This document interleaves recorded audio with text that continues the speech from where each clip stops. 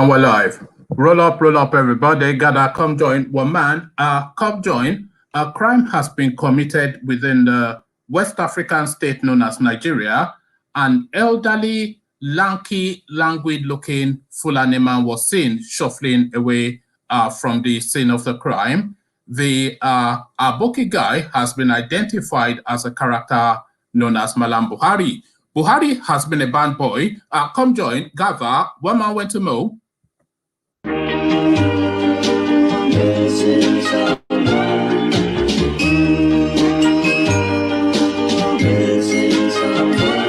Missing someone with all your missing someone with how much you miss it, and you miss it.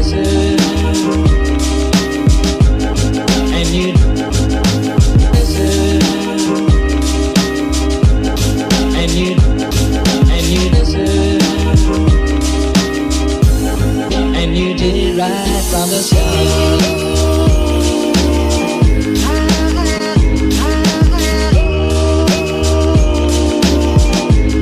and you did right from the start.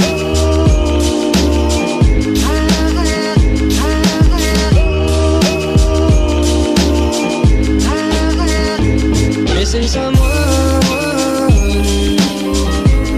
is as normal. Missing someone. Missing someone is as normal. Missing someone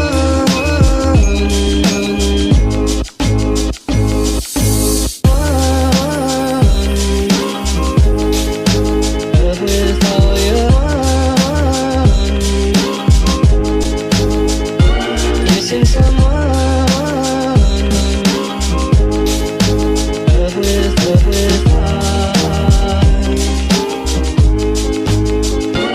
missing someone.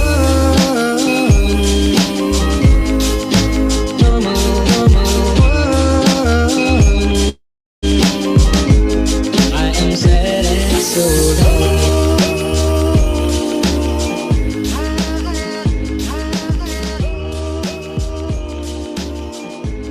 I am sad and so low.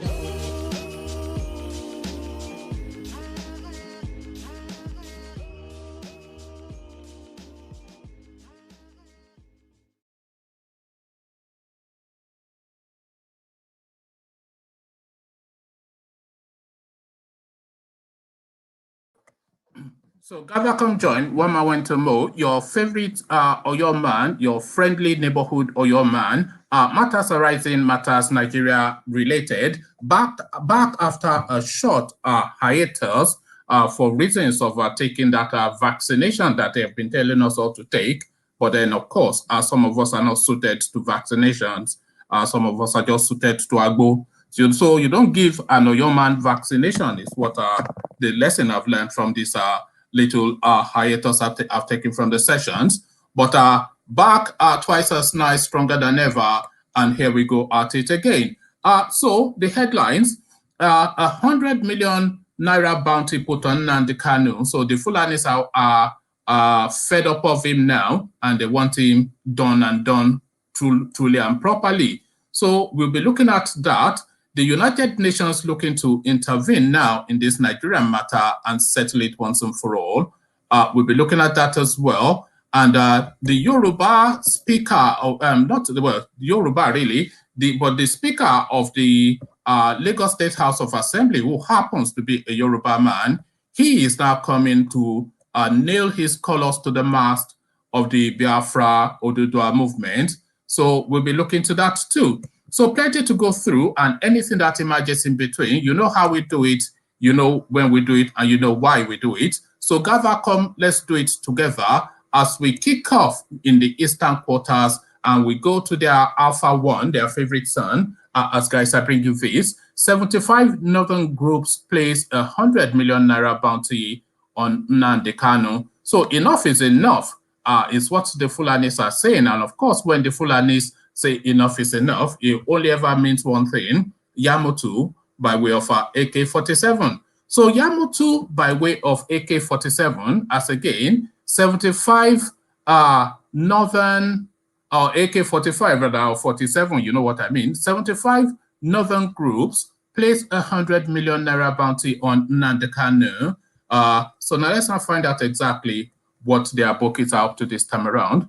A coalition of 75 northern groups under the aegis of Northern Consensus Movement on Thursday announced the reward of 100 million naira for persons who can produce leader of the indigenous people of Biafra IPOB, Mazi Nnamdi Kanu, for continuation of his trial for alleged treason. The groups, which disclosed this whilst briefing reporters in Abuja, accused Kanu and the Eastern Security Network, IPOB's militia wing, of masterminding the recent spate of attacks on northern communities in the southeast via what they call hate speech.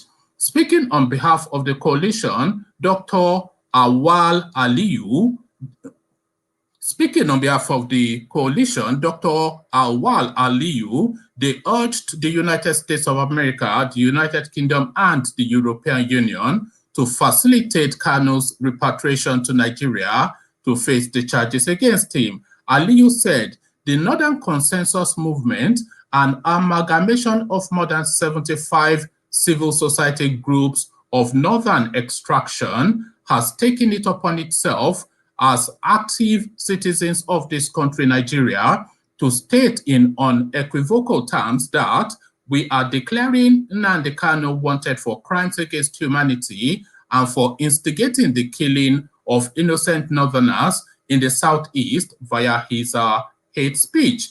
We want him to answer for the killing and destruction of Northerners residing and undertaking lawful businesses in the southeastern part of Nigeria. So we are placing a bounty of 100 million naira as an offer to anyone who can produce him alive, hale and hearty and uninjured to us for onward delivery to security agencies for the continuation of his prosecution. We call on both the United States, the United Kingdom, and the European Union as champions of democracy, rule of law, and freedom of speech and expression to kindly and humbly respect Nigeria's sovereignty and facilitate the repatriation of Nnamdi Kanu to Nigeria so that he can face his treason and possibly a fresh treason and genocide charges against innocent Nigerians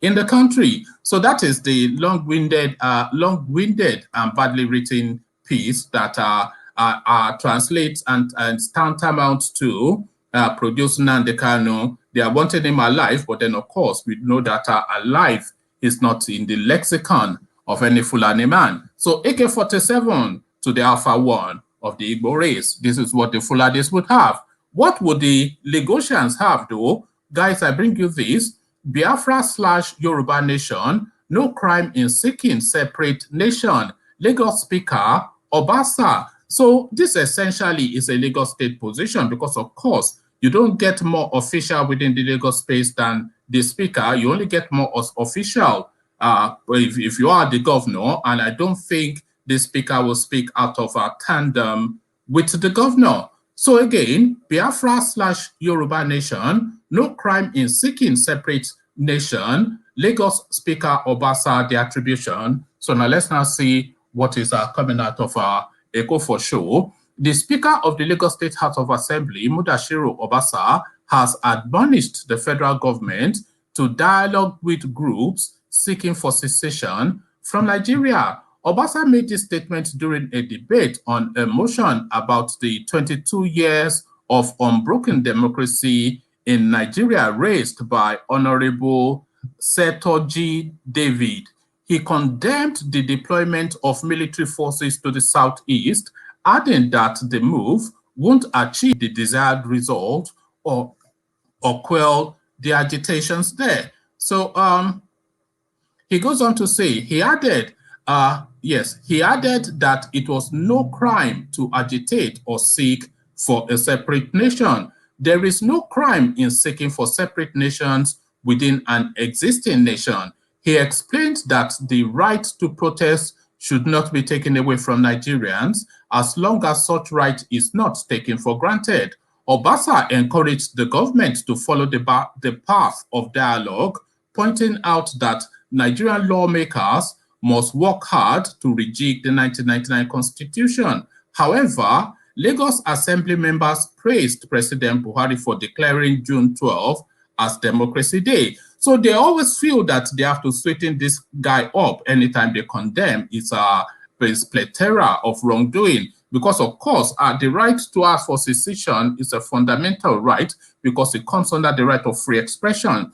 And you don't then respond to that by sending armies in to go and savage a whole ethnicity. You don't do that, no, because, of course, the Welsh are agitating for secession, the Scottish are agitating for secession, the Catalans in Spain, they are agitating for secession, and nobody is sending in armies to go and genocide them. But then, of course, the Abokis, a different system. You know, Yamotu, the only policy they know. So that Yamotu policy now, it looks as though the United Nations is getting fed up of it. As guys, I bring you this. UN set to intervene in Nigeria's security challenges. So enough is enough. It's not, it's now coming from the global community. Again, the headline, UN set to intervene in Nigeria's security challenges. So let's now see exactly how this translates. Ms. Tatiana Valavaya, Director General of the United Nations Office in Geneva,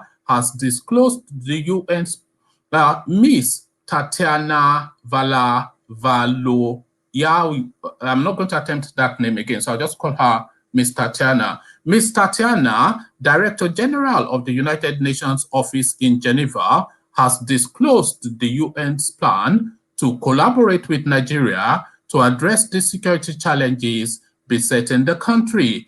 Ms. Tatiana revealed the plans on Thursday when Nigeria's permanent representative to the United Nations Office in Geneva and other international organizations, His Excellency Ambassador Abiodun Richards Adejola, presented his letter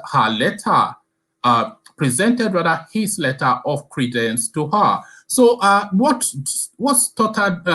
what made me stutter a little bit was to actually see a Yoruba name being put forward as the ambassador to the United States, to the United Nations rather, because we're still used to the form with this particular regime that you were expected to be Mukhtar Danladi Mukhtar or something, or Aisha Bambudu Abdul or something, because that seems to be the only currency that the Nigerian state is spending in this last few years. So the only currency being spent in the Nigerian space, the Fulani name. So let me take that paragraph again. Ms. Tatiana revealed the plans on Thursday when Nigeria's permanent representative to the United Nations Office in Geneva and other international organizations, His Excellency Ambassador Abiodun Richards Adejola, presented his letter of credence to her. At the occasion, Ms. Tatiana said the United Nations was aware about the security challenges in Nigeria and assured the United Nations will continue to engage and actively collaborate with Nigeria to address the challenges of terrorism and violent extremism. The United Nations Director General commended Nigeria's involvement in the Strategic Development Goals LAB, a multi-stakeholder initiative that contributes to the implementation. So these are just the diplomatic talk, really. Ambassador Adedoja visited in the company of other staff of the mission in Geneva. So essentially, the United Nations now looking really to take a position regarding the Nigerian situation. Victor, I say you. What says you? Good to see you. Who is this Paul Emeka that is flooding the room? Paul, can you please stop doing that? Sorry, carry on, Victor. Mr. Woman, can you hear me? Yes, I can hear you. Just call me one man. Don't age me by calling me Mister. So what's up? Yes. On the first one, placing bounty on Nnamdi Kanu, I really Yes. don't want to talk. I really don't want to talk about it because I don't have a problem with placing bounty on him. But it's a Herculean task asking anybody to bring him unharmed, hale and hearty. Yeah, we all know that we all know they are wanting his dead body to be presented. This is what they are really asking. Yeah. Maybe if you are talking about that, would even make sense. But saying you want him hale and hearty, everything. I wonder if there's a Fulani word for hale and hearty. I mean, it's not in their we've never heard that language from them before. So what utter nonsense? Is it not Yamutu? Is Yamutu not the only words they know? Yamutu. I don't. You don't just do that. That's a waste of time now. How can you be asking to bring him hell and hearty? Would the person steal him in the dream or what? How are they supposed to do that? Imagine that. Will the person go and offer him tea and say, look, I've got a ticket to Nigeria, let's go. Because of course he has to be unharmed, so he has to come willingly because they can't take it. So they say, oh, is it first class? Okay, you bought me first class ticket. Okay, then let's go. You know, what nonsense, what foolishness, you know. Yeah, it's just these people, you know, they make a mockery of themselves and they think they are mocking others. Some of these things, even if you want that, why don't you keep it to yourself and do your work? Most of if it's a strategic work, then I think they shouldn't have even gone public with it. You will probably not remember this, Victor, but back in the day when Buhari was the military head of state, there was this guy Umaru Diko who stole a lot of money. He was hiding in London then.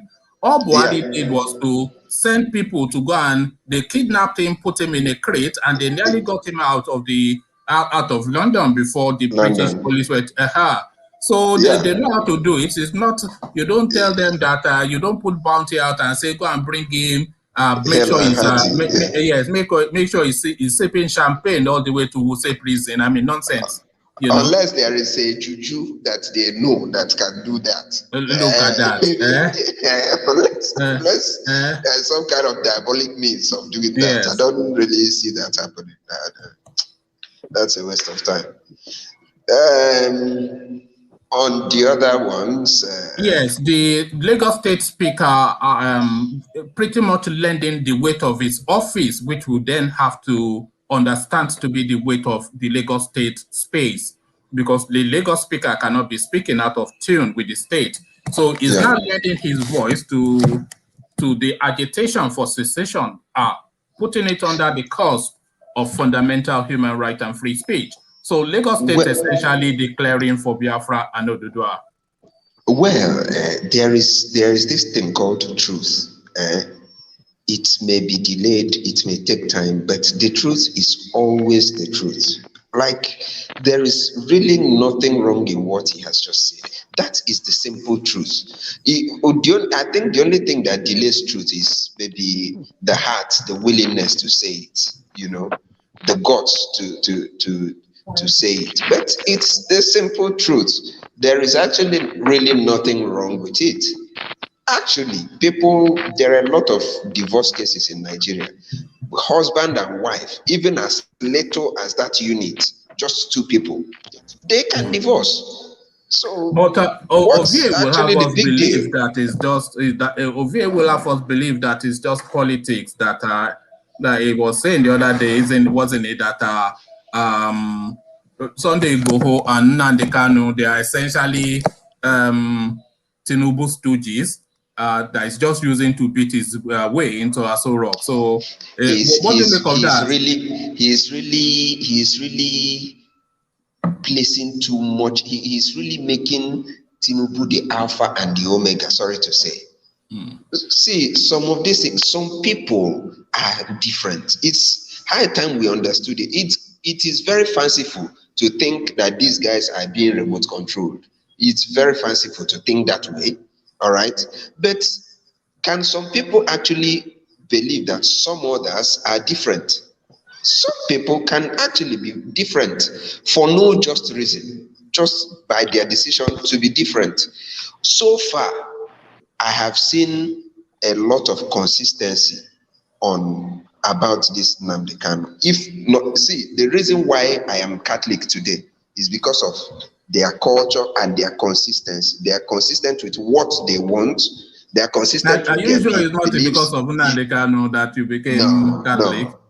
I've been Catholic since You birth. guys, I grew up you are and slowly turning that guy into a demigod.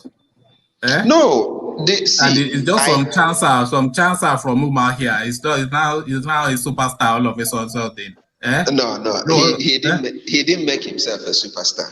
He didn't make himself. He was made a superstar by this government. It's true. It's true actually.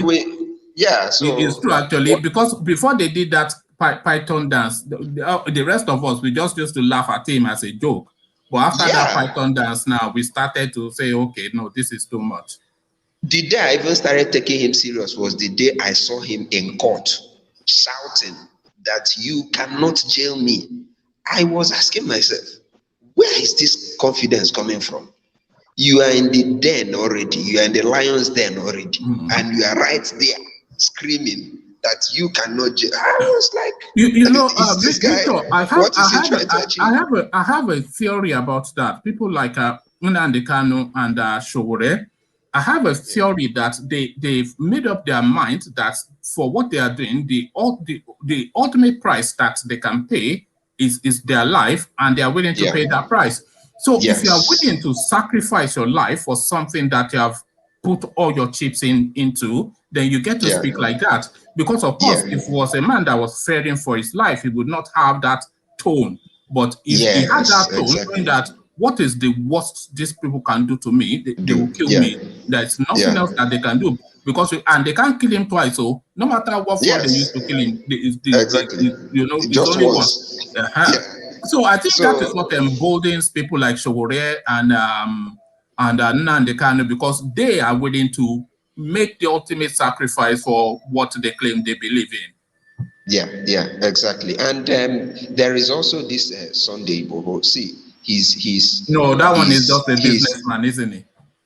No, for me, I've also seen some level of consistency with him, but there is still time. There is no. There is still time. I believe that guy. There is still time. He has to prove himself. But he is already doing a very wonderful work. When the table turns, don't run away, because when the table turns, I'll come and play you back what I said now. When the guy collects his dollars and changes his tune. So far, I have seen consistency in his ways. He is different because he consults with people. He listens. All right, that shouldn't come as a fault. For me, it's a plus for him that he listens to stakeholders. And to me, everybody must not be so hell bent on one idea like Nnamdi Kanu may want. So for me, I think that's fine. All right, thank you, Victor. You are a member of the team, so just stay with us. Henry, you're a new face. Good to see you. I'm not sure how much of the narrative you have been following, but just introduce yourself and speak to the space. Yeah, my name is Henry. I just wake up, saw you online. I said, okay, let me join. I do follow everything you do. Nigerians are tired of whatever thing that has been going on there. Everybody's tired. So to come out from this problem. From the Zoological Republic, according to Mazi. So to come out from it. Sorry, is it Mazi Imperimpe? Because we know Mazi Imperimpe. Now that's how we know the name Mazi. So is Nnamdi Kanu, is it a bit like Mazi Imperimpe? Is it Mazi Imperimpe? No. It's not Mazi Imperimpe. Is it the Kemba of Umahia? Well, I mean, is it Kemba of the Alpha one of the Igbo people? They are first one. No. It's Kemba for everyone in Nigeria, because look at that. No. This cause he's fighting is not only for Igbos, because when once everything succeeds, everybody will be free. Whether Igbo, Hausa. Henry, let me finish. Let me finish. Go on. I know what you're about to say, but go on. Yeah, because if you watch one of his videos, that was 2010 when this killing started in the Northeast.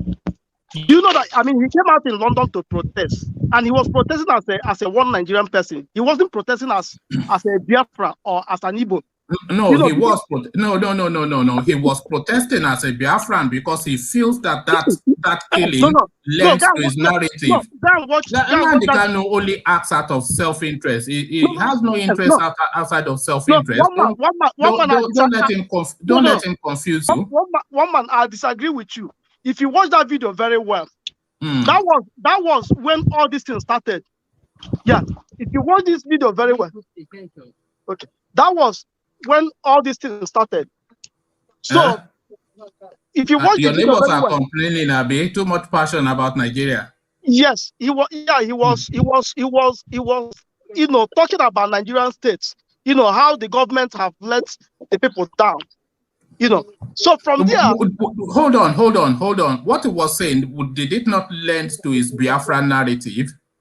What he was highlighting, did it not lend to his Biafra narrative? No, let's narrow it very well. He was talking specifically about Nigerian people. Okay, so he was talking about Nigerian people. You know, when he was saying it. So from okay. No, forget all that. Just to move it on, because he might not be talking for too much longer, because of course the Abokis have now put 100 billion naira bounty on his head. So now the Kanu, they say they want him back hale and hearty, sipping champagne all the way to, we will say, prison. But then of course we know how the Fulanis operate, AK-47 by way of champagne. 100 billion naira bounty on Nnamdi Kanu's head. What says you? Well, the 100 billion, I mean, it's like where you go to zoo, they say make you enter tiger's cage. So what will you do? One man. One man. Well, if you go to zoo, I say fall inside tiger cage. What will you do? Will you go? I mean, I'm an your man though, and I was brought up on Agbo. You know, when the tiger says me, I won't say anything. Answer me this question. Answer me this question. I've answered now. I've answered as I know your man. You know. Okay. I can enter anywhere, and I'll be gone before they know I've been. Let me give other people a chance to air their view. So I'll be there. I'll be in the. Okay. Let's hear from Phil Collins. I used to enjoy your music back in the 80s, but you look younger than I remember, and a different skin tone as well. But nevertheless, the artist known as Phil Collins. So Phil Collins, 100 million naira bounty on Nnamdi Kanu's head, but of course they want him back in Nigeria, hale and hearty. So how does that work? Explain that to me. Man, good day, everybody, all panel members. I think the 100 million naira, frankly, is laughable, and I can imagine how laughable it is, or how laughable this crop of Fulani political elite has brought Nigerian to, you know, even in the international committee of nations, they keep laughing at us. You can imagine. But they have been laughing at us for a very long time. We have to be fair. You know, when Nigeria gained the independence, it gained independence with a whole bunch of Asian countries and a whole bunch of, I think, Malaysia, these sort of countries. And out of all of those countries, Nigeria was what everybody picked to be the first country to break through and join the civilized world or the wealthy countries, because they saw in Nigeria the resources, and they saw the level of education of the people, and they saw the intelligence, and the, you know, then we had people like Awolowo, like, Azikiwe, you know, real heavyweight intellectuals. So they thought Nigeria would come through, but then of course, look at where we are now. So we've been a laughing stock for pretty much the entirety of the nationhood of that space. Well, when we end up with an Aboki all the time in terms of everything. Yeah, you wouldn't blame the Awolowos or you wouldn't blame Awolowo, you wouldn't blame Zeke, you might not even blame the Ahmadu Bello. The reason is that the British were so scared to let Nigeria go, and they tried using that medium to have a grip of Nigeria, and they know very well that you can't have a full grip on Nigeria if you give Awolowo or you give Zeke the autonomy to perform. You know what? You see, I'm going to knock this. The British. We've been an independent country for going on 70 years now. We cannot keep going back to the British. The British. You've been put in the driver's seat of your own destiny. So if they want to manipulate you and you let them, sorry, carry on. Finish your. They say I interrupt too much, but sorry. Yes, you do. Huh? But the fact there is that you can't give someone autonomy, to handle his own issues, and at the same time you're at the back, making decisions, because that's where the problem lies. They went back and they took the whole governance and they gave it to the Fulani, knowing full well that the Fulanis are not indigenous to Nigeria. They are not indigenous to Nigeria. So even the people placing bounty, if they check their nationality, they are not even Nigerians. So it is more laughable because the British knows all what is playing out. It is not the fault per se. If you want to come in, if you want to look at it from your why we blame the British for what's happening. But the point there is that Nigeria is a country where someone that is blind is leading those that can see. Okay, so then who takes the blame for that then? You see, because Nigeria is one of the most mysterious spaces on this planet. We say all these things, and a lot of it on paper is true, but then in practice, it doesn't really hold water. We say that the least of us is in charge of the best of us. We say that these people are uneducated and they are unintelligent. We say they only know violence, etc. But then, of course, with all of this combination, these people they always master us almost in all instances, even though we outpopulate them and everything. So how is that playing out? Why is that the case, especially in Nigeria? Because, of course, you expect the people with the brains to have the advantage. Phil Collins. Yes, it has been a business enterprise for the British. Sometimes the British again. Okay. Yeah, if people look at it in the angle that how would someone that doesn't know anything lead those that knows a lot of things, it becomes so laughable. But it's favorable for the British to do that because they know that even if you hand it over to the Westerners, at the end of the day, because they are more enlightened, they will turn back. How come the Westerners have not been able to take it over in the 70 years that we have been a nation? How come the Westerners have not been able to take over the Nigerian space in the 70 years that we have been a country? This is a well-drafted plan long before even the independence.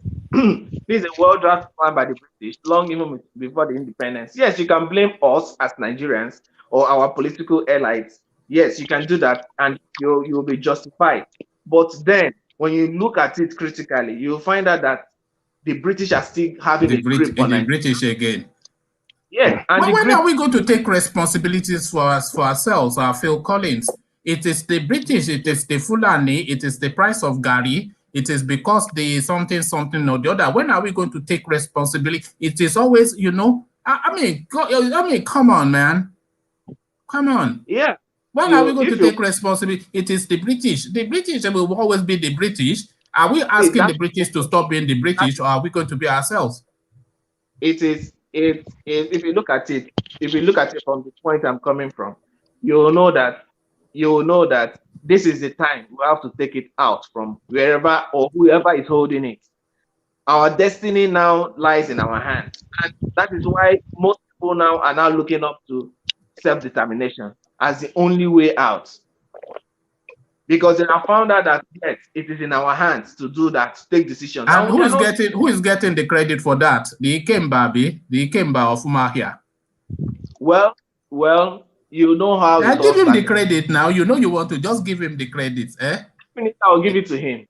Yeah, of I'll course. definitely give it because he championed it at first. Nobody else did. Those that started it will know how they all ended. The Asari, the Kubos, the Wazuri kids will know how they all bribed all of them with money and they are living large now. So they all thought Nnamdi Kanu will go that same route. So and now he has told us that they gave him bribe and he did not accept, which we all know that yes. But do you believe anything he says? Anyway, let's leave that because this might well turn into a long session. But good to meet you in person at last, Phil Collins. Phil Collins, ladies and gentlemen, what was that your song that I used to like back in the day? So now, this is probably two of my favorite names in this on these sessions that we do. The first one, Ajanle Koko, and the second one is this guy in CBD. I just like the so in CBD to you, if nothing else, you get the award for having such a funky name. So in CBD, the Speaker of the Lagos House of Assembly, he is now nailing essentially the colors of the mast, the colors of the state to the mast of that secessionist narrative. So Lagos declares for Oduduwa and Biafra. What says you on CBD? Hello, can you hear me? Yes, we can. Oh, thank you. For the Lagos, is the Speaker of the House. I think it's the Speaker of the House, one man. Yes, Obasa, Mudashiru Obasa. Yeah. I think what is happening there is that everybody knows that Lagos is APC. APC is Tinubu, and Tinubu is Buhari. So these people, they are just trying to play some mind games with people. You know that's one thing we don't always look at as a people. We always think that these people will come directly. We always feel like they'll come directly and just start showing us their moves. Sometimes they play mind games. They try to control the way you think. They make you feel like okay, you see, we are not totally out of touch with your issues, but they have their intentions. They have their plan. So you think that comment is essentially Tinubu signaling to the space?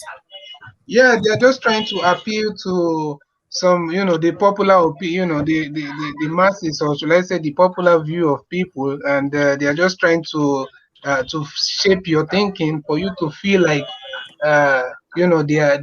they understand what you're going through and all that. But they are just trying to appeal. They are just trying to, how do I say? They are just doing it for the optics. Okay, and to the 100 million bounty placed on the Mazi of Umahia. Oh, okay. You know one thing about these Fulani people that one of the reason why these people have held us for so long is that they have a game plan. They have a plan from the beginning. They have a purpose. You know, when people say this, it always befuddles me somehow, as though there is some bunch of Fulani people gathered in some room orchestrating stuff. You'll be surprised that because the Fulani person is instinctually arrogant and fairly independent of mind. So quite where these plans are being hatched and put together is beyond me, because people just use this sweeping statement that the Fulani plan, the Fulani plan. So I'm not quite sure, but okay, one man. Yeah. You see, it's not a secret. Usman Danfodio said it by himself. These people, they've always had a plan. And the funniest part is that I think one of the reasons why these people are in charge of everything is because of, we from the South, Middle Belt, we feel like we feel like we are just we think we are one country. In fact, these things are just ironical, because if you look at these Fulani people, they are even more nationalistic and more, how do you call it? They are more nationalistic than even us in the South. We are the ones shouting Biafra, Oduduwa, or Middle Belt. But these people, they've never lost their Fulani identity. They are even more nationalistic. Well, is that not the problem, though? Is that not the problem that they've never lost their Fulani identity?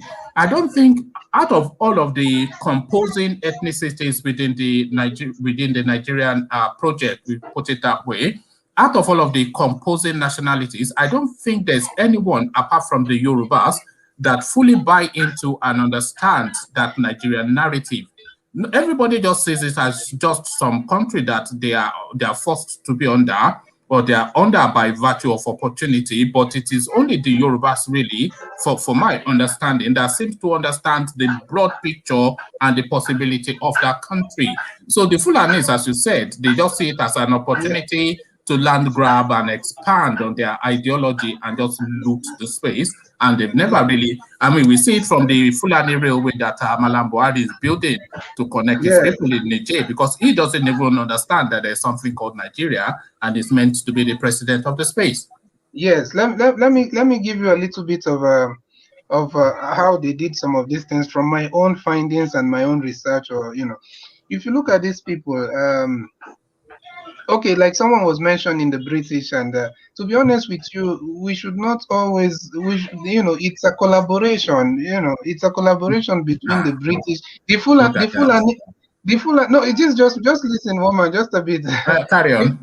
The Fulani did not do all these things by themselves. It's like you scratch my back, I scratch your back. So, okay, why do you think that these people are more? I don't know of right now because of the way things are going. But in those days, why do you think that these British people, were more tilted towards the Fulanis? And apart from that, you're mentioning that the other ethnic. Shall I tell you why the British are more tilted towards the Fulanis? Because you've put up the structure. Because the British, they find the Fulanis a lot better to control, because the Fulanis already have a hierarchical structure which lends itself to that control.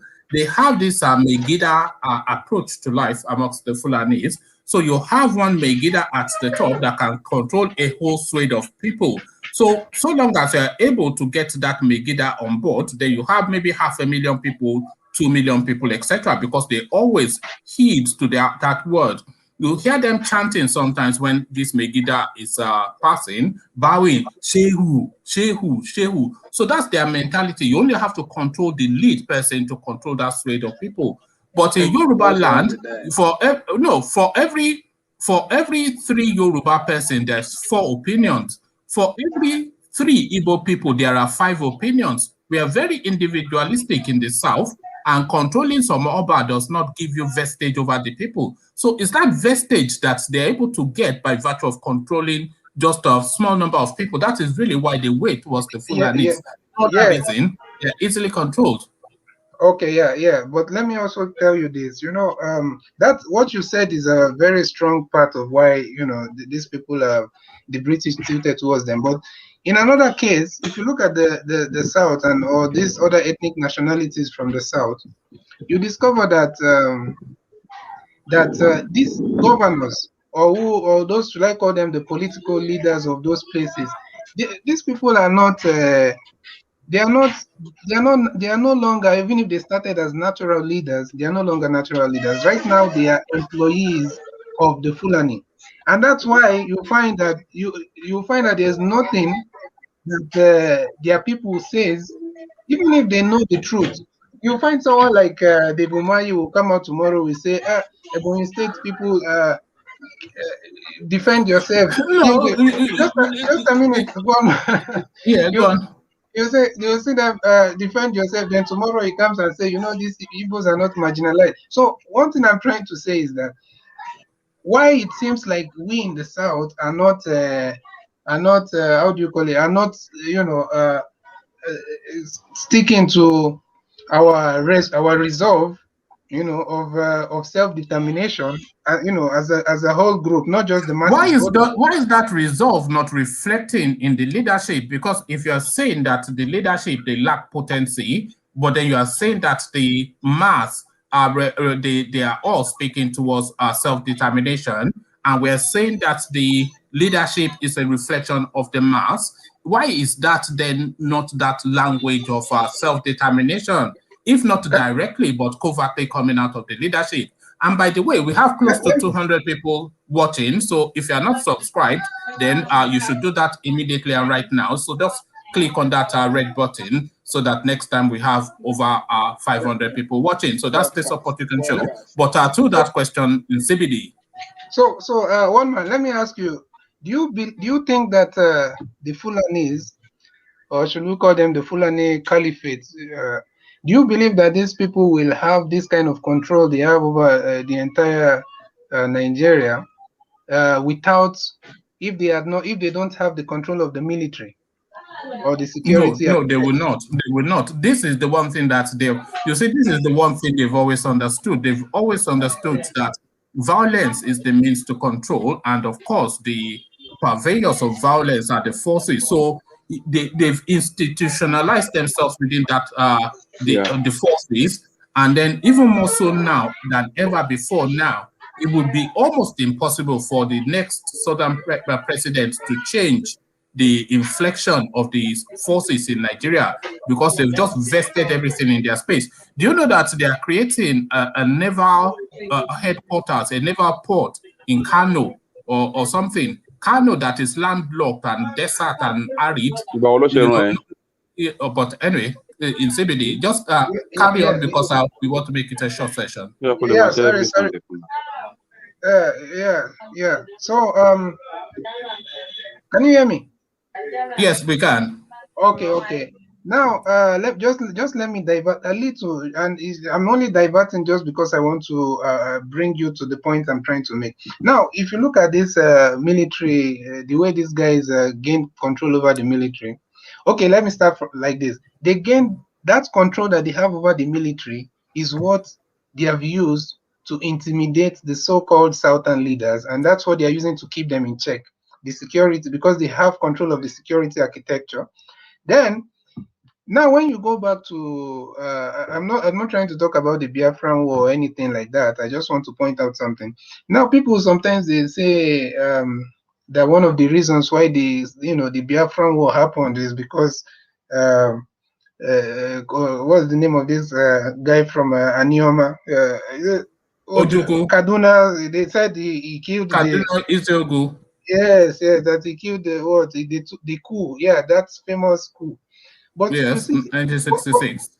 But you also understand that this Fulani did not start after the war. They started before the war and before the coup. That was when of course you saw that interview this man did with the what is it called? The Amadou Bello did with the British BBC reporter. Then why did one of the reasons why Nzogu did all that, and together with other people, not just him, but because people see him as the front man, let's just use his name. But now the two front men were Igbo men. The two front it was Ifeanyi something, and he it was essentially an Igbo coup. There's no getting away from that. But you agree that they were Yoruba? It was an Igbo coup. The two lead people, when you talk about the Babangida coup, the Abacha coup, it wasn't Babangida alone. It wasn't Abacha alone. There were Yorubas and Igbos there, but it was Abacha coup. It was Babangida coup. It was Iziogu, Kaduna Iziogu. Yeah. So let's not do that. Yeah, that's true. Let's agree to disagree on that. So we're not disagreeing. Let's stick with facts, is what I'm saying. All right, no problem. You see, this is what you guys do. You try to rope it in and color it in some way. Okay, sorry, I'm not going to that area anymore. What I'm trying to say now is these people started their plans of taking over the military architecture long before the war. That's just my point. I don't want to go so far. And when this guy, you can't say that. You can't say that.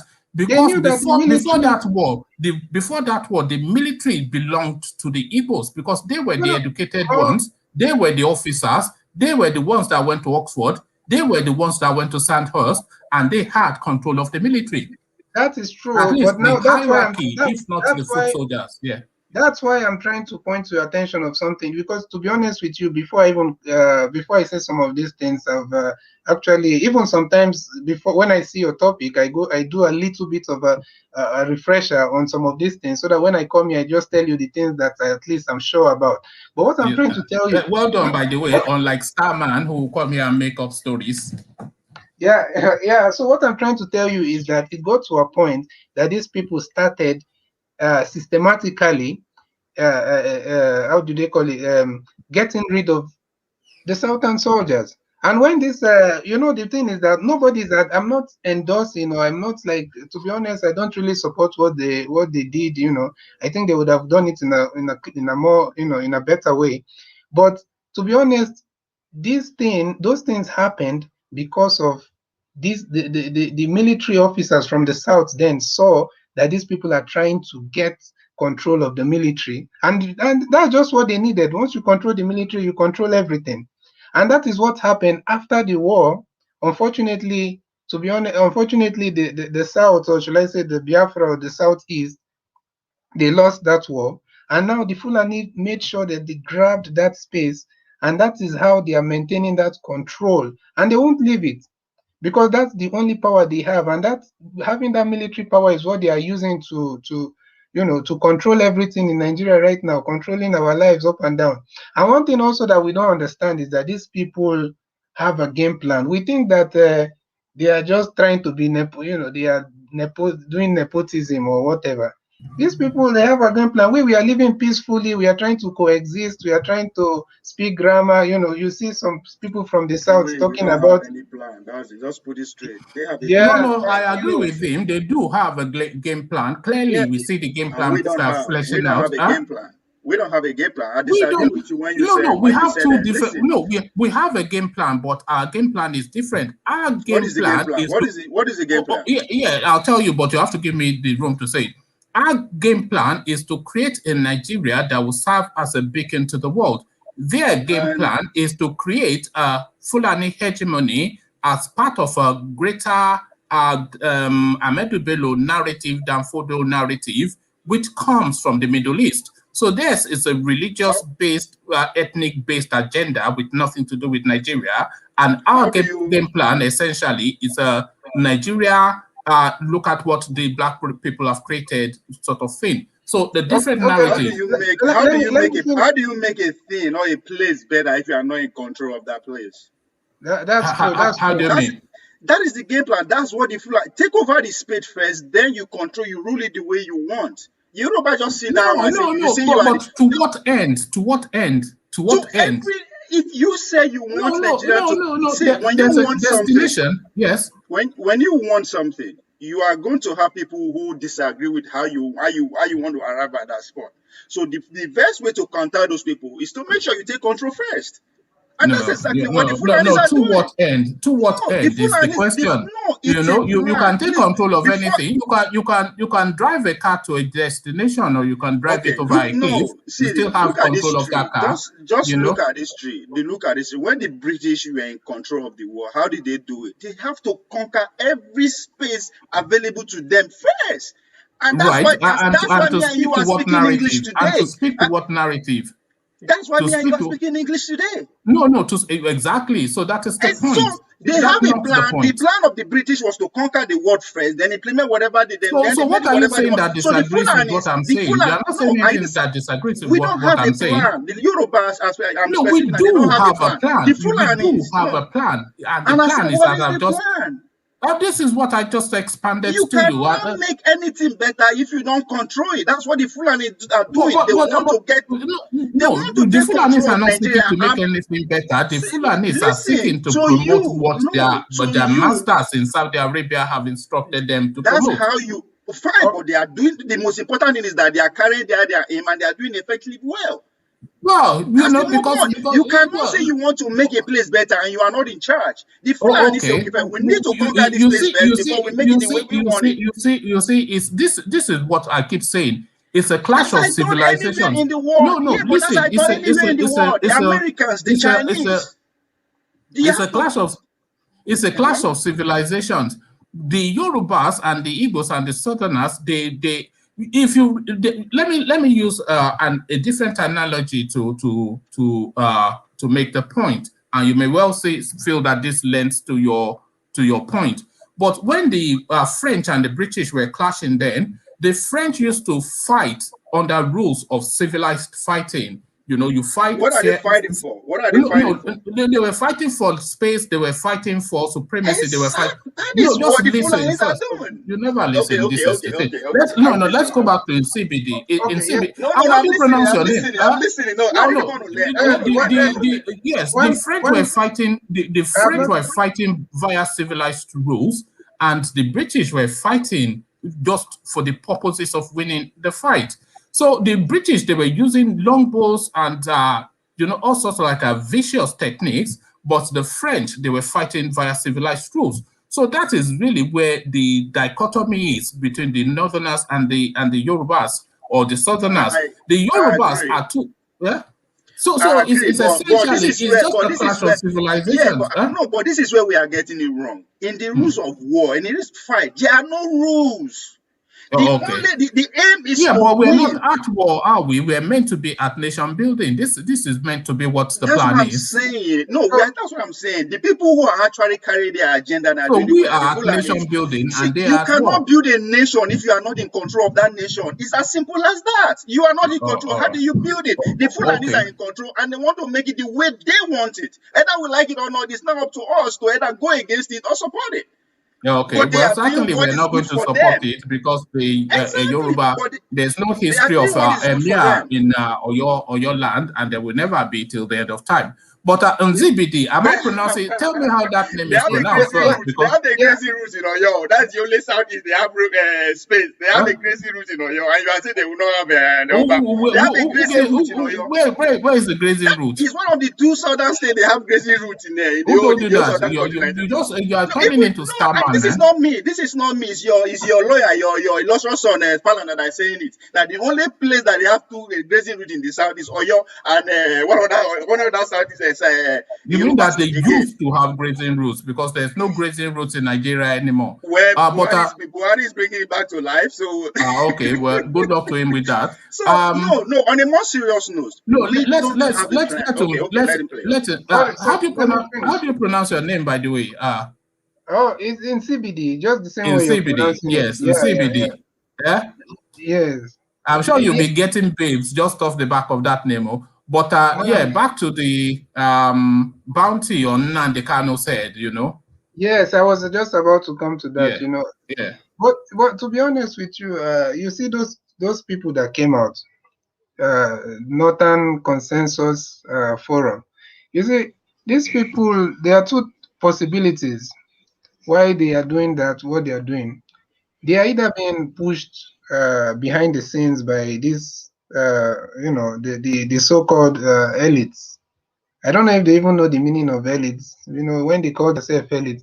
But yeah, so they are either being pushed behind the scenes by the elites of the north to do that, because they won't want to come directly, because they'll feel like the pressure will be much when they just come directly. As imagine someone like Gabashe will just come and announce that we are putting a bounty on Nnamdi Kanu. It will become a national disaster. So they have to go through this other discredited or uncredible northern groups. So essentially, Asorok talking, but by proxy. But yeah, that's what I'm saying. That's one of the. I have two scenarios. That's one of the major possibility that I'm seeing. Then the other one is these northern youths. They are just also, they might just be acting on their own, just trying to play a game, also just trying to see what will happen, because obviously they know that Nnamdi Kanu once said that he crosses the, when he travels from UK to US to Japan and all that, that they see his passport, they see his name, they see everything. That if it was possible to hold him, they would have held him. If that is not hiding, or it's not like this type of person. When you see him, he's just like hiding somewhere. The other time we saw a video of him just walking on the streets of Japan. That's not how someone that is hiding from the public will move. So these people, they are just trying to You know, a lot of these things that you hear as well, these are just like calling cards as well, because of course off the back of this thing now that these people have done, they've brought themselves to notice, and so when they go knocking on the door for that fake contract or that dollar deal, that is then they are calling cards that look, exactly. we went so it's a lot of it is You've said it perfectly. These people sometimes it's just a way of announcing themselves to this to the space. To the space, you understand? So that's what I believe is either of those two scenarios, and you obviously know, everybody knows that you cannot carry somebody like what someone was asking. You just go to London. Is it England? I don't know where he is in the UK. You just go there and you say, oh, you know, and he's a British citizen as well. So I don't think the British are looking to give him up anytime soon. Yeah, and besides, even the other man that Buhari sent for people to go and kidnap in the 70s or 80s? Yes, he was not, Umaru Diko. Yeah, was he a British citizen? No, he was not. Umaru Diko, was he a British citizen? No, that sounds like Futajalom, as Dumaki would say. And they were not some Tato Riara that came into dollar via way of Niger Delta money. And they could not take him out. Imagine now going to kidnap someone that is a British citizen. So it's just those people are just dreaming. And in fact, I don't think Nnamdi Kanu has even replied to that, because those are not things that people should even take serious. And if you notice, I think there was this Northern group. I saw this news on I don't know if it's Channels or Arise, that was the Northern group, Northern Elders or something like that. They've come out to say that it's very responsible and very foolish for this the youth. No, it's the double talk that we hear from that region. They'll send their youths to go and make the noise, and then they'll come in the dead of night to come and rebuke them. Exactly. But I thank you in CBD. For reasons of time, let me push it on to CN. Right. 226 people now with the stream. Thank you. More and more people watch the stream, but I'm not seeing that reflecting in the subscription figures, at least not as aggressively as you guys are watching it. So whether or not you like the bald head that is on your screen, if you're here every day to marvel at the shiny bald head, then at least a subscription should be the reward. It costs you nothing. I said they should subscribe to the podcast. Yes, subscribe to the podcast as well. And Ovia is going to put a link to it now. So if you want to just listen in the background as you're going about your day-to-day activities, this is what people do with podcasting. So we have just an audio-only session as well, which is edited and condensed. So it might not be as heavy going as the live sessions. So if you subscribe to this podcast, which is going to be put in the comment section soon, and I'm going to pin it as well just as soon as it's been posted, so you can just listen to it as a podcast as well. So thank you, Ovia, for that. So to CN, let's go to the Lagos space and this comment by the Speaker of the Lagos Assembly. Of course, he cannot just make off-the-cuff remarks without passing it through his principal, which will be Sanwo-Olu, and Sanwo-Olu will not come out in an aggressive manner on national matters without going through what is his name, the Jagaban of GBT. So essentially, if we do by osmosis, essentially now, what is his name? Tinubu declares Oduduwa and Biafra is what we can read into that. Or what is your reading, CN? Good morning, one man. And from here, good morning. I don't know what's your time over there. Right now, well, I'm behind the wheel. Where are you based? Sorry? Where are you based? I'm Where here is in it Boston. Morning? Okay. Okay. All right, carry on. Morning in Boston, yeah. I'm in the same location with Ovio, but I know Ovio is not in Boston, in Massachusetts. No, I'm in Texas. I can't. Okay, you are in Texas. Okay, that's good. One man, I'm behind the wheels now, and I might get back because I wouldn't want any kind of distraction because your topics are very interesting. I would have loved to be more articulate, but right now I'm having some distractions. I might get back. Oh, okay, do you want me to come back to you then? Do you want me to come back to you? Oh, okay. Just come back Thank to you. me. Thank Yeah. you, CN. So Yeah. we want people to listen responsibly, and that is an example of responsible listening right there. So CN, we come back to you. Let's go to Makinde before we go to Ovie, because you know how argumentative Ovie is. So let's go to Makinde first, and then we go to Ovie. Makinde, we see you. Yeah, sorry, yeah. There you are. Okay. Okay, so to the yeah, go on. You I mean, you know how it works. Carry on. I know how it works. I know how you people are like always make this place to be an hot seat for everybody that is here. How do you mean? Mr. I trust you. You are still coming on. You are still coming for me too. Let me just start my. No, it's all right. I don't come for you unless if you come correct. So you come correct. I actually want to come back. I want to go to the area. Man. Yeah, it's your man, aren't you? So yes, sure. I'm for better Nigerian. I'm for better Nigerian. Anyhow it comes, that what we stand for. Anyhow it comes, that betterment we are looking for. Anyhow it comes, we are okay. But let me speak about the Fulani and their plan and their, let me say, their what's it called, their initial plan on this country, and where we all got it wrong. Actually, Fulani, we have the whites before Fulani in Nigeria, but later the whites have to leave Nigeria for Fulani.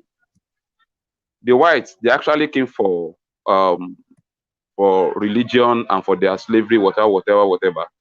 But Fulani, they have one thing in their mind when they were coming. They come for jihad.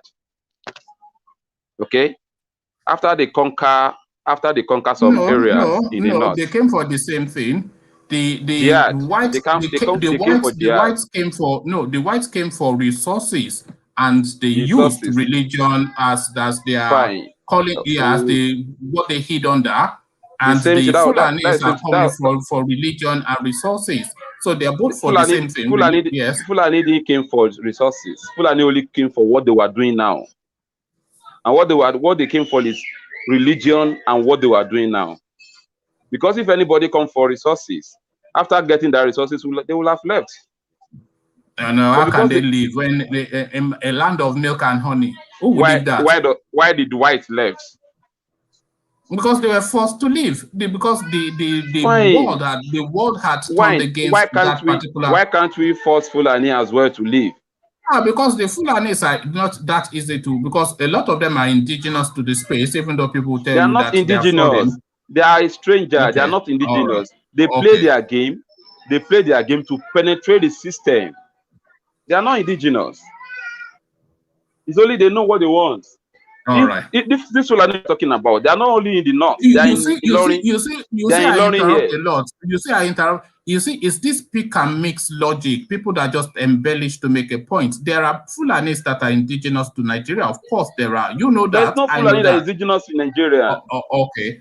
All right. Okay. Yes. But according to that, they all migrate from Futajelos. All right.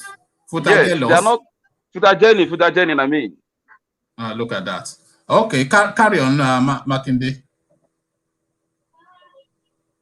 So these people actually came for jihadists, and they were playing their game to have the whole country as their own. So, but they played their game by calling themselves Hausa Fulanis initially. So they, to give a kind of belonging to the Hausas, and Hausas accept them as Hausa Fulanis. It's not that they are now separating themselves as if they are no more Hausas. You know that it was the southern medias that came up with that tag Hausa Fulani. It wasn't the Fulanis that came up with it. It was the southern. It was the media in the south that came up with that term Hausa Fulani.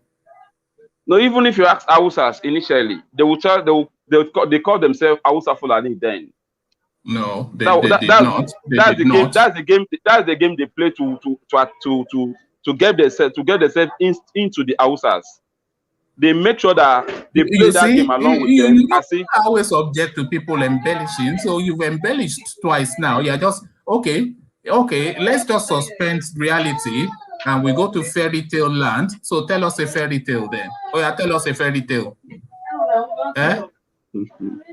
Once upon a time, you're telling us fairy tales. Okay, let's talk about Fulani. Let's discuss our country here. I think we're here to discuss this country. Yes. Okay. So concerning the bonds they put on what's it called? Nnamdi Kanu. Yes. These people are just looking for ways to change our topic all the time. They want to divert our attention. Okay. All this thing they were bringing is to divert us from what the real problem is, and we'll be talking about other things entirely, so that our focus will not be on our target, on our what we really want to achieve. And they were playing the game. All of us will leave the main things. Do you not think they want to Nnamdi Kanu though? Because it constitutes a nuisance to them, and of course they would rather he was not available by whatever means. The reason why you said they constitute a nuisance to them, that Nnamdi Kanu constitutes a nuisance to them. They think it constitutes a nuisance to them. It's because even people in the north, the leaders in the south, they also see Kanu as a problem to them as well. It's not only Fulanis. There are people in the south here, southeast here, that don't like what Kanu is doing. So let's stop talking about Fulanis all the time. These are the people we have just common enemy, which are the leaders. They are not Fulani things. It's leaders. These people they were just trying to, like, they will play a game that many of us that don't really know what they were trying to achieve, we still support them for what they want to achieve. I don't know if they will use us to achieve that thing. Do you think what the Nigerian leadership what they have planned, do you think is in sequence with what the Nigerian population have planned for themselves? Do you think the plan of the leadership of the country is in tandem? The problem of Nigeria is that we, the populations we're talking about, we don't even have plan. We don't know what we want. We just leave. We do. We don't. If you have plan, let me tell you. We do. We want a civilized country. We want a safe country. We want a country. How many of you is doing the needful to have that country that you are dreaming of? No. So that's a different question now. That is a different question now, isn't it? So we do know what we want. No, you know what you want, but you are not doing what you need to do to have it. What about your champion? Is he not doing something? I can tell you how many times you've brought down Chowore on this platform. No, but he's doing, according to you, he's doing something now. But according to me, he's a poser. Somebody, fine. You see the language you just used now. That's how I see him now. Somebody see a problem. It's not a problem, and he's looking for a way to solve that problem. Only one person, but instead of us to support them, we'll be bringing them down. We will support them. That's the problem we have. Nnamdi Kanu has been talking for the past how many years? Nobody believed in him until now. We are now facing the problem together. Okay. The same way Joshua Wada is doing his own now. I post something on my status yesterday. Is it not there for yesterday? I post Abiola's picture when Abiola was coming from prison. I post what's it called? What's it called? The name of a fella. One fella was coming from prison. You are not trying to paint Abiola as a man of the people, though. Do you know how many coups Abiola sponsored in that country? No. Let me tell you, Abiola is one of the devil that we have in this country. I know that. The reason why we are celebrating Abiola today is because Nigeria voted for him. Our vote is what we are protecting, not Abiola itself. It's because people come out to vote for him. That's why we are talking about Abiola today. What Abiola did in this country is even evil than any one of people we are talking about here today. Okay, what is Tinubu protecting? Because now he seems via his spokesperson, the same vampire. We are talking about the same vampire. Coming out. So what is it defending and saying Oduduwa nation, they have the rights, Biafra, they have the rights. So what is he speaking to? Fine. He knows these people, these people know what they want. They know if they are trying to speak against us, generally, all of us will condemn them and we can come after them. So they have to play their game between us and their people. So they have to send them to us, go and support them, wherever we need them. With what you are saying, you can still be able to talk to us at the end of the day. These are the games they are playing. But we ourselves, we don't even know what we want yet. Let me tell you, it's either we have Yoruba or Oduduwa, or we have 2023 again. But if you are not going to have Yoruba or a Biafra before then, 2023 is here. What is our plan for that 2023? Are we still going to continue that same system, the same people? What are we doing to have that time? If in case we cannot have Oduduwa, in case we cannot have Biafra, what is the plan? Well, what is the other plan that we have? Oduduwa and Biafra is their pipe dreams now. You know that, and I know that. It's just this thing may not be achievable as early as we want it. Wishful thinking. This thing may not be achievable within that period that we're talking about. This is 2023 here, and we don't have any plan against that. Those people are planning against us now. They were playing their game on us. Which plan do we have? That's the question here. Oh, all right. Okay, good. Thank you, Makinde. It's usually a short session, this afternoon sessions. So I'll start taking last comments. I'll take Victor's comments so I can shuffle him to bring in a new voice. And then I'll take CBD's comment, and then we'll see if we can get a comment out of CN. But before I go to the comments, I'll acknowledge Alexander's super chat. Alexander always supports the channel. So this is what he's saying: one man, typical landers. So as a lot of you may or may not know, Alexander and I went to the same school, Maryland Comprehensive. Maryland Comprehensive in Maryland, Lagos. So of course, uplanders. So thank you, Alexander, for that. So now we take your comment, Victor, and then I'll shuffle you for I. So Victor, just a quick comment, and so I can. All right, I think we are doing pretty much well. Yeah, we have a lot of pipe dreams, the Biafra, the Oduduwas. Yes, but the dream still has to be alive, all right, and it still has to be followed through. You know, I am not trying to discourage anybody from what he's doing. There is something called pain threshold. People get fed up at different levels. Some people are even comfortable the way things are now, while some people are facing excruciating pains. So you don't just blame people for the leanings they've taken. So to me, let us not fight each other. Let's fight the major person, which is bad governance and whatever is causing it.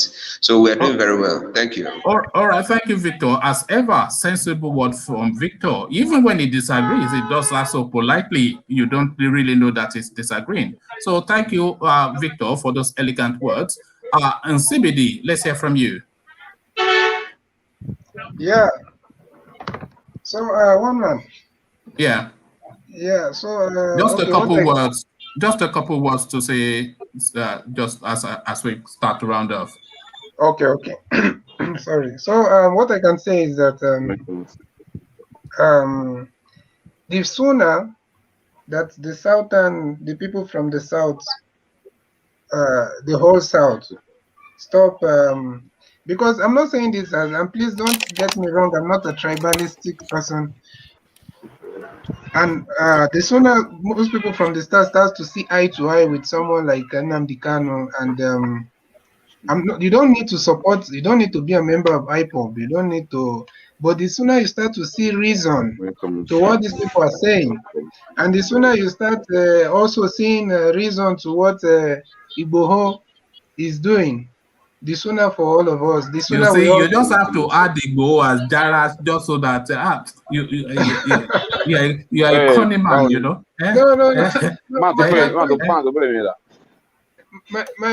My point is that the sooner we start seeing these reasons, and for Igboho, to be honest with you, I can't say he has gotten to the level of Nnamdi Kanu, to be honest with you, but I feel like he's he will get there. He will get there right. if he does not get too much, if he does not try to be too respectful to these politicians and these so-called leaders that are being sponsored by this Fulani government. All right, thank you, in CBD. We leave it there. So that's in CBD. Ovie, we see you. Yeah. Lord I of think, the prophet. What if, chief prophet, or what is that the other name? Chief prophet or chief priest? Yes. chief priest. Yes. If there's one phrase one we should all take home from today's section so far is what Newman said, that we, especially the Southerners, are just dreamers. We are just dreaming. And I said that to say this: we are dreamers because we are the only one that is, joyfully displaying the threats of slavery. We are still slave. We are proud. We wear like a badge of honor. Because if there's one thing, one of the psychological effects of slavery is that it took from us that natural desire to want to control Where you going? Where you going with this? I'm coming here. How is that not being displayed? What a sweeping statement to make. Who is not displaying a natural desire to control their destiny? Let me finish. Can you allow me to learn my point? See, that natural let desire of to you. control I disagree with him. Always leads us down. He will get to 80%. You don't even know what I'm about to say, and you say you ultimately. disagree with me. How can you disagree with what you don't know what I'm about? Okay, because he knows your antecedent now. You will take us down the garden path. Where am I going with this? You will say that the Southerners, they sacrifice themselves to the dollars and they allow themselves to be overwhelmed by the Fulanis, and the Fulanis have their plan. So that is your narrative. We know it. But carry on. Okay, carry on. You're wrong. You are. I don't know. Well, let me not take it the way Maurice will take it personal, as if you're underrated. You're underrated. No. We know you now, but carry on. I said that to say this because it still boils down to issue of control. Now, you said the Yorubas, their desire for Nigeria is to make Nigeria the modern country, to make it better and all the good things. But what are they doing about it? Why I expect the Fulanism, as I call it, because I always compare them with our slave masters, the way they operate. I use America as an example. There are a large number of Americans who want America to be in some certain ways. Let's go back to during the times of our brother president. There are section of American that is clamor for that gay right. What did they do? They populate themselves in one political party. They waited patiently until they get their man in power. They begin to implement things. And that's exactly what the Fulanis are doing. They know what they want is to conquer, to dominate everywhere. What did they waited patiently. As soon as they have their man there, they switch to action. What are we doing? We have our men in the aim of our fear for so many times. What deliberate step are they taking to give us that desire Nigeria we so much want? That's why I say we are still dreaming. We are just dreaming. We want Nigeria to be. But what are we doing? If you want to control anything, if you want to implement your agenda, you have to control that place. Even in your own home. If you don't have the control of your own home, you cannot lead it the way you want it to be. And that's exactly that. It's as simple as that. It's as simple and by any means necessary. I keep saying it. If you don't conquer, you leave room for people to conquer you. By every means necessary. Sometimes you see, sometimes I find your opinions quite binary. It's either or. But it's never either or in life because it's usually. I speak to the topic. I speak to the topic we are talking about. We're talking about no, because you're quite decisive. Wait. You're quite decisive in your opinion. You don't acknowledge the nuance. You don't acknowledge the nuance. Huh? What are the nuances? Okay, the nuances are the permutations that is the Nigerian state. So you have in the extreme the Fulanis with their jihadist mentality to conquer and dip their book in the sea, which is what they've said their template is. And then you have in the further extreme a liberal approach from the Yorubas who want to create this egalitarian community that speaks to a narrative of black empowerment. So those are the two extremes, but between those two extremes are the workings of how it's going to work out. So you are saying now that the Fulanis are using the weight of their single-mindedness to force it through. Now you are saying that the Southerners are not using whatever potency they have to force it through. But the narrative is different. Their narrative is a narrative of extremism. Our narrative is a narrative of liberal sort of approach. So there's a conflation there, and it is the balance of that weight that is playing out. So it is not either or, it is the nuance as to how the center is gotten to. The bottom line of it. And by the way, that is why Awolowo tried to introduce education to the Northerners, because he knows that is the we have to civilize them. It's just the only thing. One man, that's a problem over analyzing things. The bottom line is that survival is at stake. The Yoruba nation is at stake of it. Is going extinction if the way things are going. That's the reality of we are facing today. Listen, the president said it. Muhammad Buhari, GCFR, he said it. He said there are over 250 ethnicities in Nigeria. Everyone is claiming superiority. It's a statement from the president. Why are you still denying it? Denying what? That you have to conquer. That is the only way for you to have your idea. You mentioned all these characters, all these people that we are all gladiators in our own way. And you think you can just talk your way casually? Yeah, it is possible if you have the majority of people who have your ideology. You see, this is what I'm saying to you. You say conquer as though that was an absolute. Yeah? Well, you can choose any word you use to describe what I'm trying to say, but you know what I'm saying. But look at it this way. We have almost 20-something parties in Nigeria today. From the mega ones to the little ones. We have these Yoruba people that populated almost all of them. But still, they cannot still bring this idea, connect with the people from every other people, connect with this same idea of making Nigeria great, and use the number to beat these people that we are talking about. You can say they are using force as all you want. We are also using force. Election is coming. That is the thing. That is, you say, no. You have listened and I've heard you because you say necessarily at this point. But that is not the language. You say by any means necessary. Yes. But you say by any means necessary, but not one single means is necessary. So you are speaking to the language of force. And the Yorubas instinctually and fundamentally and historically, they always operate with stealth and guile. So it's always stealth and the potency of force as well, but stealth, guile, and force. So those are the three approaches of the Yorubas. But then of course the Northerners, essentially the Fulanis, they have just one approach, a singularity of purpose and brutishness. So brutishness now versus stealth, guile, and force. This is really what is playing out.